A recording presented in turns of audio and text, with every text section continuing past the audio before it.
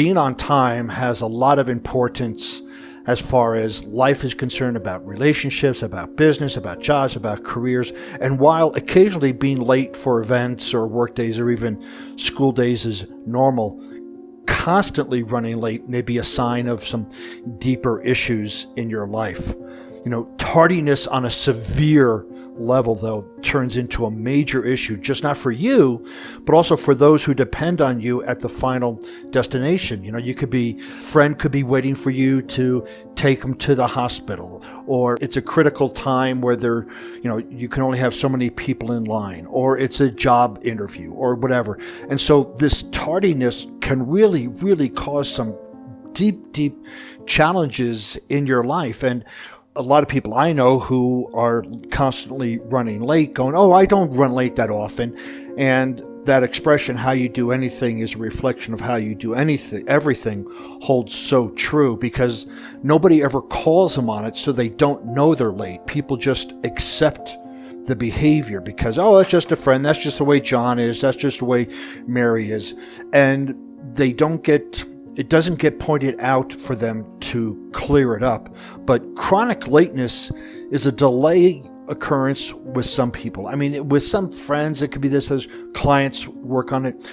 Tardiness such as this can actually catch up with you after a while if you don't find a way to change it. And eventually, I had some friends who would show up late all the time and at work, and they got reprimanded. They didn't show up on time, and they got fired. Now, granted, if you're in a salary position, you have that type of flexibility. But if you're unfortunately in an hourly position, you keep showing up late, that's not going to go good for you.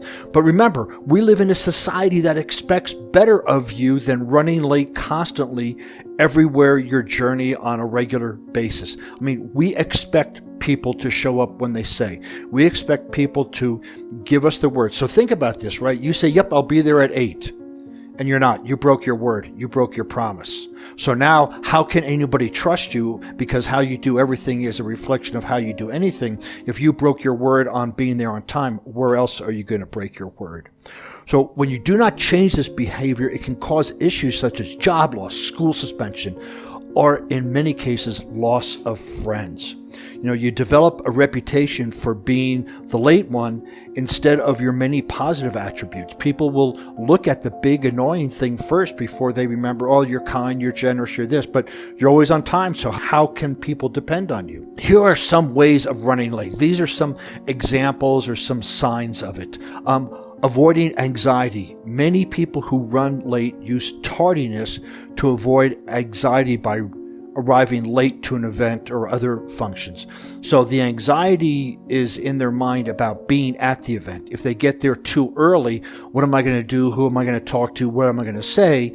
So they arrive late and so the event or whatever is already happening, so they don't have to talk to people, they don't have to do anything, they just show up. If it's a movie, they show up and sit down. If it's a party, they just show up and kind of meandering around. So one way is avoiding anxiety at the destination. Making a power statement. This is really big at work. Other lateness individuals arrive at their meetings late to assert their power. So effectively, they're saying that I'm more important than you. I can get here anytime I want.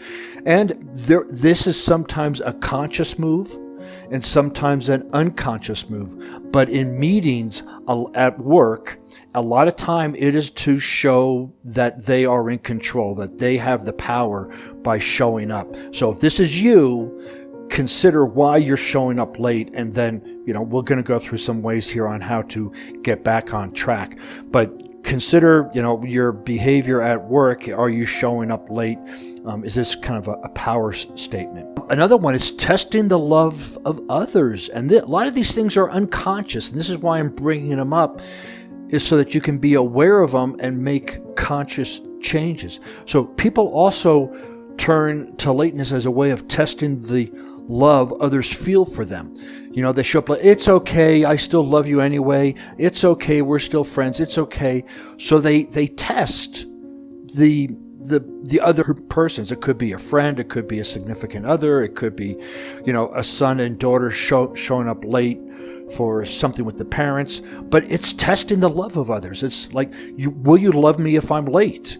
and make sure that you love me. And again, I want to emphasize these things are all unconscious. Thrives on chaos. Yes, there are those people who love drama in their lives, who love chaos, and they just love the chaos and confusion of running late. They're scattered. They're all over the place. They get this adrenaline rush. And Dr. Joe Dispenza talks about this in Breaking the Habit of Being Yourself. The chemicals that are released with our emotions are hyper addictive. So if you're running late and you create this chaos, you're getting that adrenaline fix for the day. And you may be, quote, an adrenaline junkie, but you're not doing it with adventure sports. You're doing it by running late and creating chaos in your life.